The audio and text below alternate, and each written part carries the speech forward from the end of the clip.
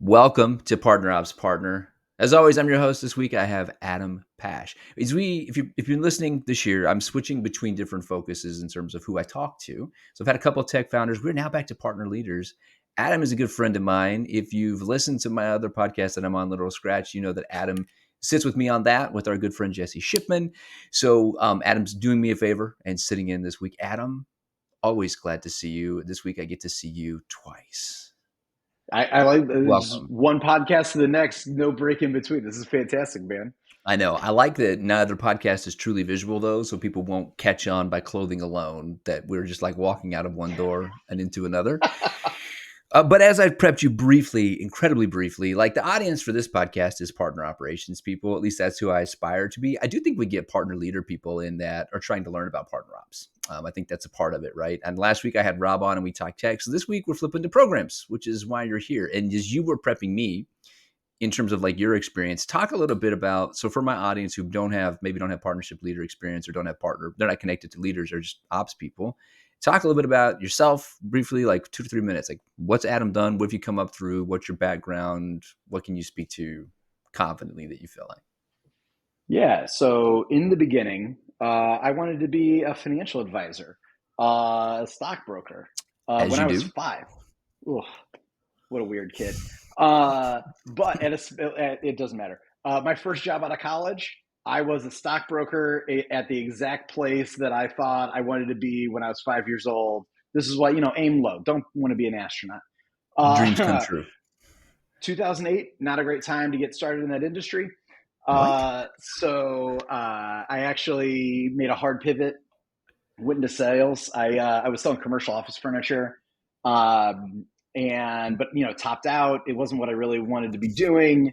Transitioned into consulting for a management consulting firm, and I did that for 10 years. That is actually my entry point into partnerships. I was doing Okay. partnerships and co-selling for 10 years without really even understanding that's what I was doing. So that 10 Uh, years in consulting, you're saying that was actual partnership work. Absolutely. So here's Okay. the consulting. This is all consulting to the Department of Defense. The way that these large I've heard defense of them. contracts for services are done, like no company wins it on their own. So I worked for a small business. We had like 20-ish employees. They're like 200 now, still considered a small business. And the core work was won by PricewaterhouseCooper. We were on that team that won that work. But what that Mm. meant was when they were writing the RFP response, that proposal was written with the small business and PwC in the same room at the same time. When we're Yep. delivering the work, we're on the exact same team embedded in the client site. You're Like the co-selling. client calls us Yep. Team PwC. I don't work for PwC. I'm not really, like, technically I'm a subcontractor, but like Sure. everybody knows who my employer is. But so that was the point of our business development, was all co-selling. A big strategy within defense consulting and winning new work is knowing who has what great specialty, who has what great relationship, to then build the team of Mhm. partners that is best positioned to win that work coming up. And so orchestrating, recruiting the right team members on a specific opportunity ends up being a major competitive advantage when the actual time to bid on the RFP comes up. Anyways, I was doing that for 10 years. Yeah, yeah. I realized that was the work that I really loved. That work was done nights and weekends, 40 plus hours a week. I was billable doing consulting work. But it was the partnerships, it was the co-selling, it was the bringing those teams together, those partner teams together. Yeah. That was the really interesting work. And so that's when I left. I did and started on this crazy journey of building partnership programs from scratch at early stage startups, Now also you've done neglecting that. people Okay. management. So let's cover that briefly too then. Just to level Yeah. set, I'm also like, I really want to understand the system architecture that allowed all of these companies to work together with PwC, right? Because now you're talking like PwC falls into what I would call like the hyperscaler side of the business. Like they're so large, exactly to your point. People go to PwC, like they go to a Deloitte, like, well, we want to partner with Deloitte, and then your solution becomes a part of their solutioning framework, and they bring you into some deals, they take you out of some deals, but Deloitte does all the sales, right? They get to run the show. But I don't want to, like I said, mentally, I just want to like dive deep on the actual architecture to make that work. Because Mhm. clearly people have been doing that. I love hearing that. It's a good reminder. People have been doing this kind of stuff for a long time. None of this is really new. So the challenges we're seeing early stage companies face, they're not new, right? It's just smaller companies are now trying to do it more often. And that's not always been the case. What smaller companies? So from there, you said you've done like scratch building at programs. So from ground up, zero to something, a couple times, three times. What's that look like? So I did it once for a client. Okay. That one is actually the most successful in terms of revenue it generated. It was more strategic alliance Mm-hmm. than what we would normally consider to be channel partnerships. But Mm-hmm. that strategic alliance generated somewhere between 200 and 500 million dollars in revenue.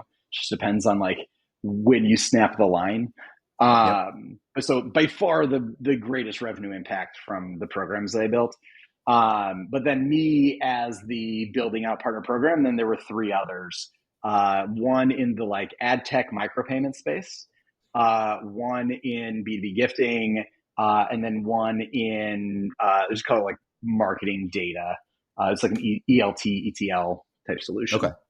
Okay. It's kind of similar spaces in terms of kind of touch and It's go in all terms in the of It's all in the there's some like overlap. Yeah. MarTech space. Exactly. Yeah. Okay. So there we go. We've level set, hopefully, for the listener who doesn't know Adam. And most people do at this point, Adam, because the thing you've been doing, I I think don't know about that that. I would say the thing you've been doing very successfully is volunteering loads of time to help people network remotely in light of all of these conferences coming back to life. And then at the same time, tech layoffs being like really pervasive. There's this whole group of people that have now found Adam and found you through your networking efforts and all this stuff you do to help build these bridges. That's been a big focus for you the past year. I think that's still something you do. Where are we at with that? I know we don't talk about that often because we get so many other things, but that still goes on. That still happens. It's been on a pause, so I've got to Got re-kick it. it off actually probably today. Yeah. So hopefully by the time this comes out, the next dates will be announced. I have no idea when they will be, but probably last week of February is what I'm targeting. I had to take a month break on it. It's holidays, New You know, Year, good timing for it, man. And it's so it's that's it. exhausting too. I want to stress this to the audience, like in the way that I do PartnerOps partner, it's more of a labor of love. People talk about it as a like my boss called it a hobby, and then she was like, "Oh, I'm so sorry. I know it's not a hobby." I'm like, "Listen, I don't get paid. It's a hobby. I don't know what Right. that's fine with me. It doesn't offend me." It's kind of giving back because I know that for me, being in community has been critical since I got laid off, especially about a year and a half ago. So I appreciate that. I'll call that out. And if you get all that stuff together, I'll put some links in the show notes when we get out there too to make sure other people can get visibility. But when it comes to like partner program development, like I said, people I think now know you as this like networking guy. You're building the network. I think that's a lot of partnerships. Is who do you know? Who can you pull A in? Who can you thousand make things percent. happen? Right? When does because we're an ops focused podcast. Clearly, I'm an ops focused person. What does partner ops mean to you as a early stage person in terms of like where do you see ops? How do you get ops done? What's all that look like for you in early stage? Yeah. So partner ops is one of my ancillary duties.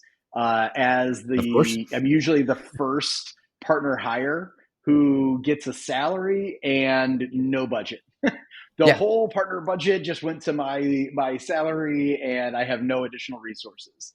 Which means I do the partner strategy, I do the recruitment, I do the contracting, I do the onboarding, I do the enablement, I do the ops, I do the success, I do the partner management, I do all of it. Partner ops is one of the things that I do not as well as the others. And so what it looks like for me, especially when it's like within Salesforce and in a company that has really intricate automations and reporting that they've built up on their sales and marketing side, and I'm Yeah. coming in as this partnerships that's trying to influence and impact there, but then I also have this whole other motion, knowing that I also don't have a ton of resources. So Yeah. what I end up doing is trying to beg, borrow, and steal any kind of priority on the RevOps team's backlog, so that we can get just a few pieces put into place, so that we can start tracking some elements of what partners are we going after, what is that like partner recruitment pipeline look like?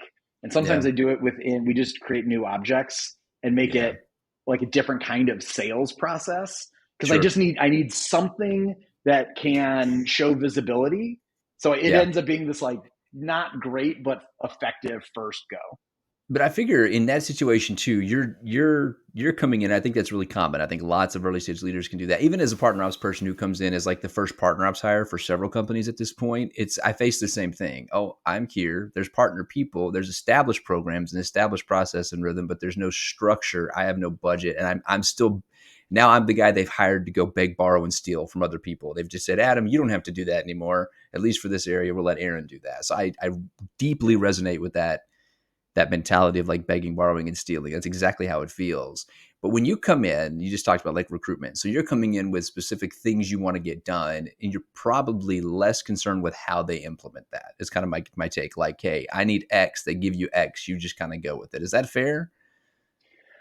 Um, the way that I look at it is when I know that I'm not going to have budget to bring on additional tooling, I also am like looking at what's the manual process that I need to go through, and what existing sales or marketing tech and processes do we already have that I can just fit into the machine that already works. That like maybe Mm-hmm. you just need like a slight change to something, but that I can leverage 95% of everything that already exists.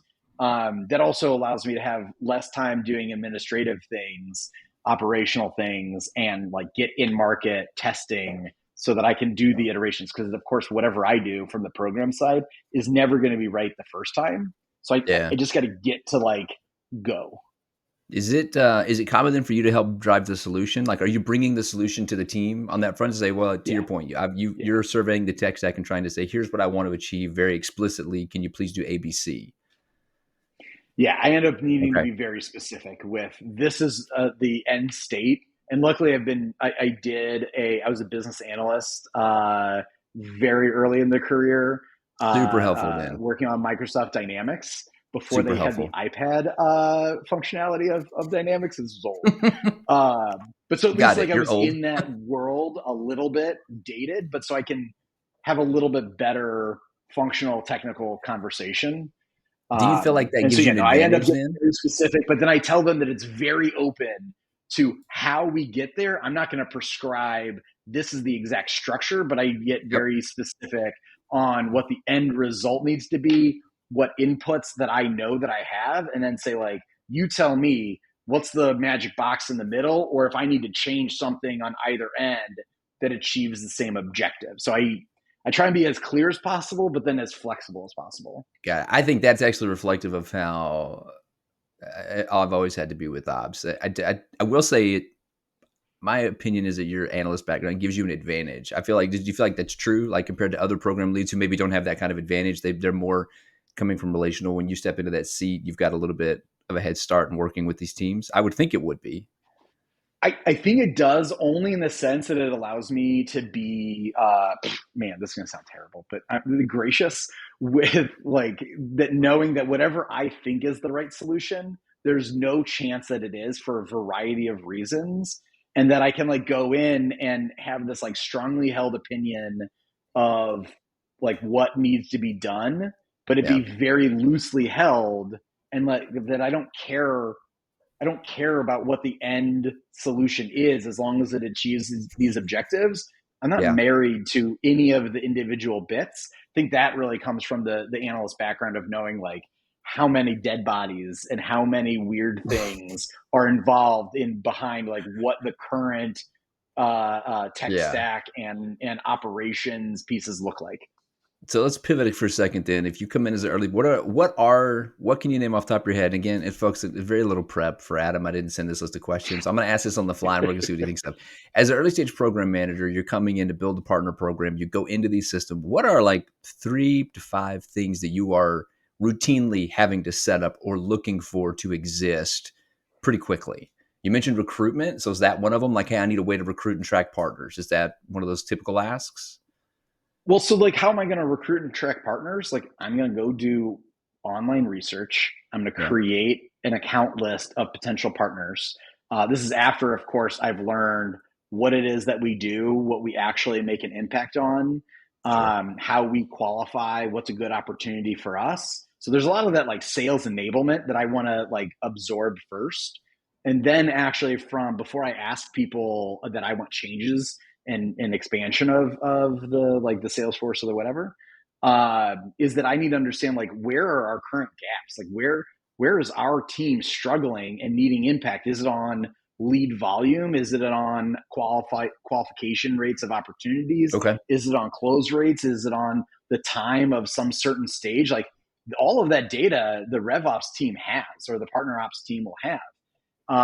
And so that helps me target what am I trying to achieve in this partner program, in this partner strategy, because that'll change some of the flavor of what types of partners I prioritize going after first and what the Yeah, pitch to but them is. does it change what you might ask for then? Like, so you're saying like you're coming in learning. I think that's everybody, right? When you get a new job, it's my theme for myself at my new job is, hey, slow down, ask questions. I like to move quick and I want to fix That's right. broken stuff, but learning more helps me understand what their priorities are, despite what I think might need to be the foundational stuff. So it sounds like you take the same approach. Does that research then change what you might ask for in those technical stuff, like getting real tactical? You're a new program lead, you're 3 months Yeah. in. What are you asking for? What are you missing in the system that should be there that maybe isn't because no one's thought about partnerships? I see what you're saying. Yeah. Yeah. So like having some kind of fields in order to track data of when a partner when an opportunity is partner sourced, Okay. having something in there around influence, where one, they're just being tagged for just like the bare minimum of reporting for me to be able to say, like, here is the impact, one, of the program overall, but two, like which Yeah. of my partners are actually showing up and helping versus the ones that are being a drag, right? Like otherwise I'm shooting blind. So I need to Hmm. have those type of fields in there so I can track partnership impact across the full customer lifecycle. Yep. So that It's exists not only attribution. on new logo, but also on account management and expansion. But then I also need a way within either the CRM or within whatever the customer success team is using, if they're using something separate, a way for them to track where are these priorities that aren't necessarily solved by us. What are the like Mm. untapped customer priorities? So that way I've got data that then I can go back and find referral opportunities to partners where it's not taking anything away from us and it's really hitting a customer's large priorities. So we can show our sales team and customer success team can show up as trusted advisors. It's not always about selling and upselling something new. It's about you told me this was your top priority. It's not the thing that we do, but now I have a Yeah. reason to come back to you. That's data that we were able to capture somewhere that usually is not being tracked anywhere. Yeah, I think that's a really interesting call out, especially if you're early stage, because to me that hits back toward like CS teams and product teams, right? We need to understand the Mm-hmm. gaps in our own services and or products that we need to fill to continue to service our customers kind of more holistically. I don't know that I hear that like as a software company, for example, that's not top of mind when you need to sell. Like the direct team in particular, like we need to expand licensing. I get paid on ACV, I get paid on retirement and quota. I'm not going to do that by cross-selling necessarily another platform that doesn't also expand my licensing. So I can see how you might get a little bit like that's an uphill battle. I imagine that doesn't always exist. I mean, I've worked at lots of companies well established, like they still do not have great product metrics rolling into where I think they should, which would be the CRM, where our customer engagement data lives, so that we can actually see customers on product A with integration ABC activated to really get that sense. So that feels like a pretty big ask in terms of early stage. It is. It Attribution, is. It, I think, is a really common one. I mean, people are still asking that attribution question, trying to solve that attribution question, and you can solve that a number of ways. That doesn't surprise me. Operationally, though, anything else in that checklist of like new partner manager, new partner program, things we need to have functional? yeah. In the past, I used to do set up a PRM fairly early on. I'm not as concerned about setting up a PRM as early now. Yeah, That I'm going to be comfortable managing it off a spreadsheet or off of like a custom account type. yeah, But again, I just need that. I need that basics of let me track who am I going after, who are the people there, Yeah. What is the feedback that I'm getting from them? How am I moving them along the recruitment to onboarding to first referral to what kind of like projects am I running with them? And like sometimes I do that with like an opportunity object where I'm just tracking, like I'm doing a co-marketing Yeah. project with this person. I'm doing a co-selling initiative with them. But that way, again, I'm Yeah. able to like track and report on the activities and the status of these. That ends up being how I end up using it. So I'm just like kind of converting the CRM into a mini PRM that only I Yeah. access, but it keeps me on track and it keeps me Yeah. accountable. I think we could have a whole like 30 minutes about that at some point. I don't want to go too far offhand because I think what you said is important. I think people think PRM solve a problem. They don't, not inherently, not right off the bat. They can, Right. Right. but I think there's this need to be more closely integrated into the CRM and closer to what your sales team is doing, especially for an early stage company. That's just kind of my take on it. PRM doesn't always solve that problem. But you also mentioned something too, like so you're talking a lot of you have recognized at this point in your career. I'm wondering if this is a learning lesson that you're talking a lot about. I need to track activity. I need to keep up with what I'm doing. I need to point back to where things are impacting. That's a lot of data. That's about what justifying, right? Like, is that justification for yourself? Like, hey guys, here's what you're paying me to do. Here's the work that I'm doing, and here's how we justify that expense. Is that a learned lesson? Have you had that moment in the past where like those things weren't happening that have been costly for you? Yeah. I would say This is that a I can leading point to question. at least one, possibly two times where when company layoffs were coming down and they affect all departments, where Yeah. mine was just completely cut, the entire partnership team gone.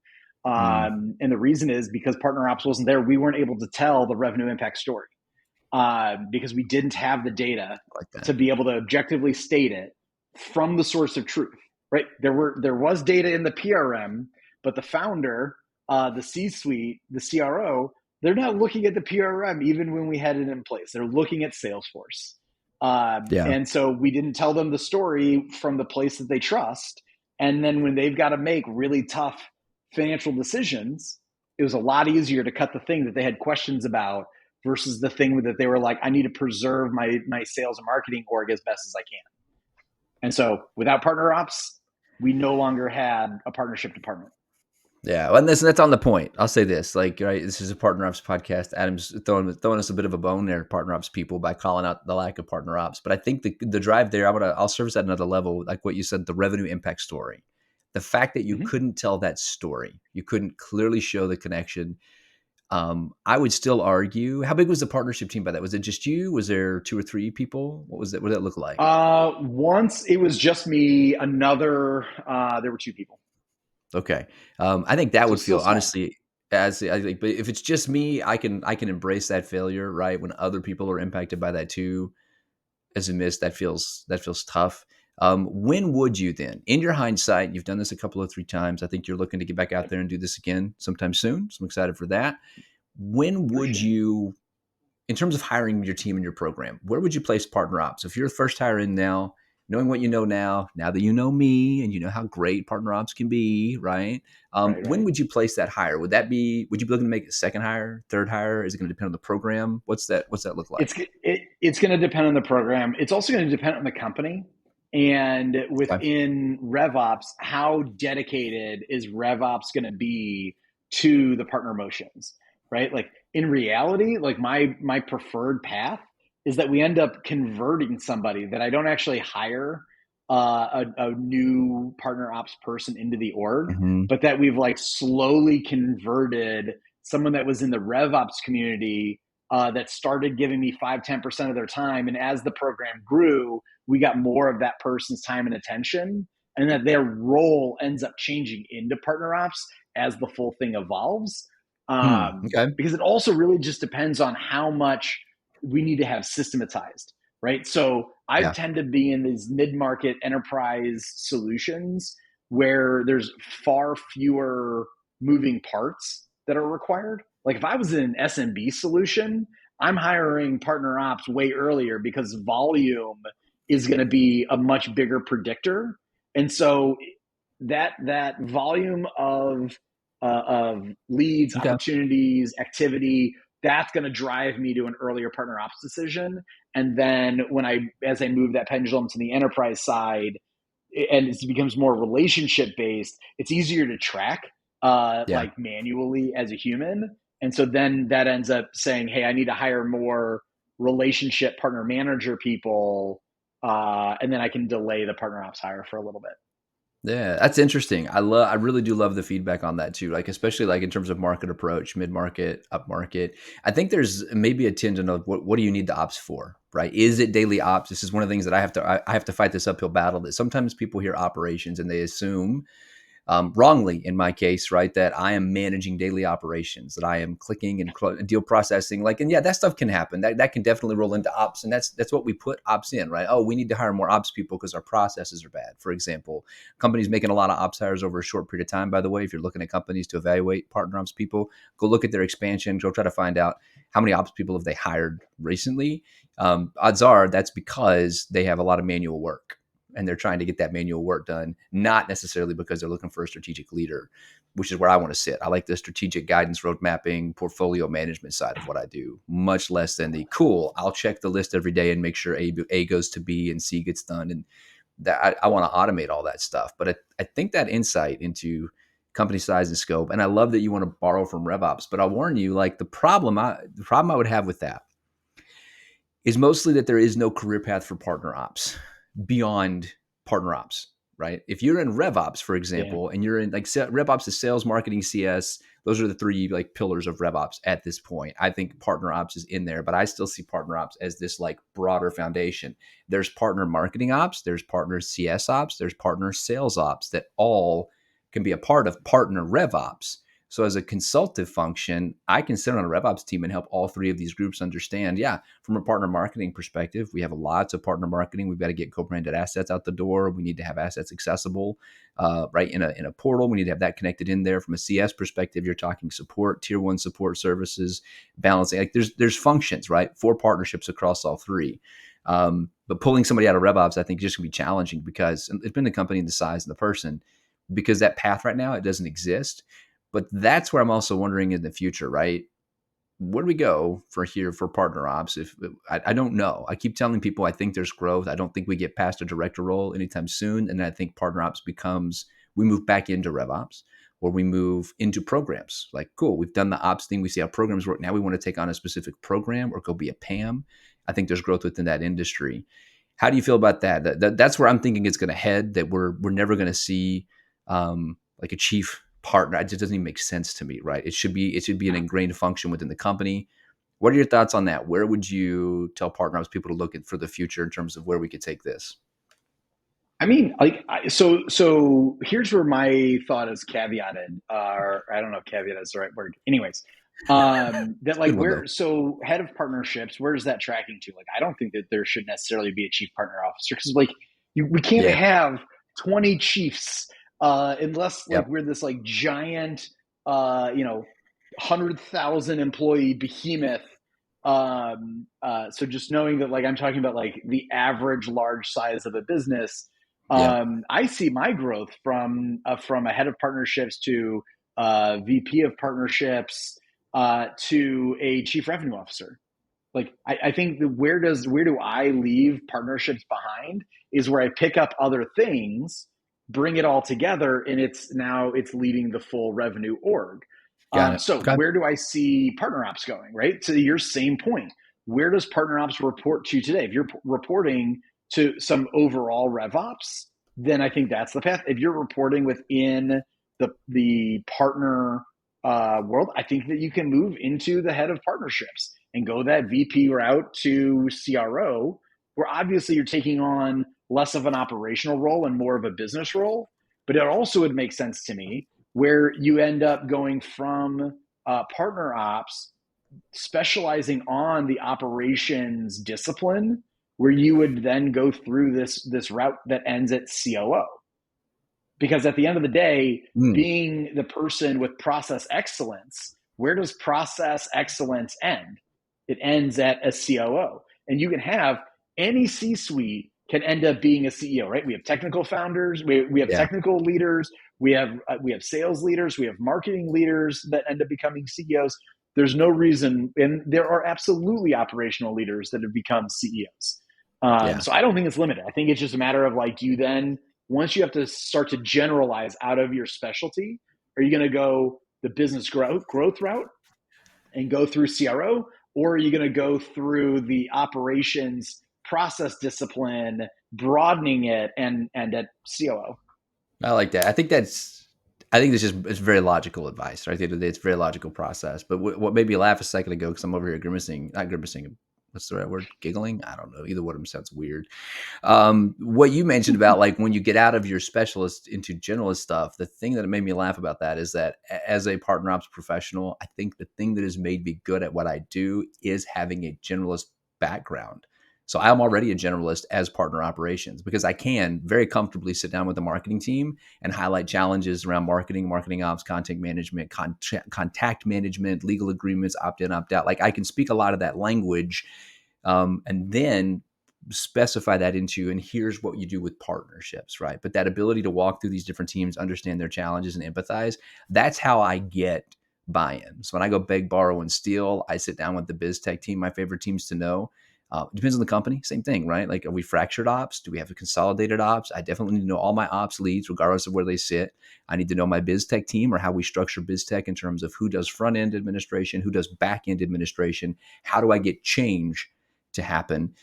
Which is why I lean into the programmatic, the portfolio management side of my role. Like it's what I like to do. To your point, which I think comes back to your original thing that got you into it. It's the co-selling. It's the, hey, let's get all these different people to sit down in a room together. Let's try to accomplish something together, and recognizing that there is no partnerships without collaboration. It's one of the few departments where I think we see that more naturally. I've been in CS groups before, and CS is allowed to be all about CS because CS, customer is king, customer creates revenue. There's a story there that you can tell yourself that keeps you kind of keeps your blinders up. And almost every department has those blinders in my experience. Partnerships is one of the only departments I've ever been in where you can't wear blinders. You just can't. It's not even allowed, because if you wear blinders, you won't get anything done. And then you're fighting with the blinders of other people as they try to look straight ahead and keep their eyes on the road. You're knocking on the door, trying to get in the car with them. And they're like, no, we don't have any room. It's just CS over here, or it's just marketing over here, or it's just legal people. How little they want to help sometimes can drive me kind of up the wall. Anyways, we're on a tangent, man. We've hit time. We went over time, and I've only got, I probably have to cut this interview because I think I've only got 28 minutes left in my cycle for the month. That's the thing I found out I'm with going to leave it podcasting. with this last point, though, is that Do it. that breadth, the need to collaborate, is what Yeah. actually creates the unfair advantage for partnership leaders and for partner ops to be able to say, like, I get what all of these departments that report up to the CRO, what Yeah. all of these functions that report up to the COO, I know what they already do. And when you're in that role, you need to be able to coordinate and marshal all resources to a common goal. We're already doing it. We should have a Love it. very clear path to articulate our story and our ability to contribute at the chief operating officer level or the chief revenue officer level. It's a natural place for us to move, and we just need to set our sights there. I love it, Keep man. Hey, thanks collaborating for our way joining up. me. Yeah, listen, we'll just You shut got it it, man. down right there, folks. Thanks for coming. Thanks for listening. Please share. Please reach out to Adam. Look for his networking opportunities. I'll be sharing those as well. And until next time, good luck partnering.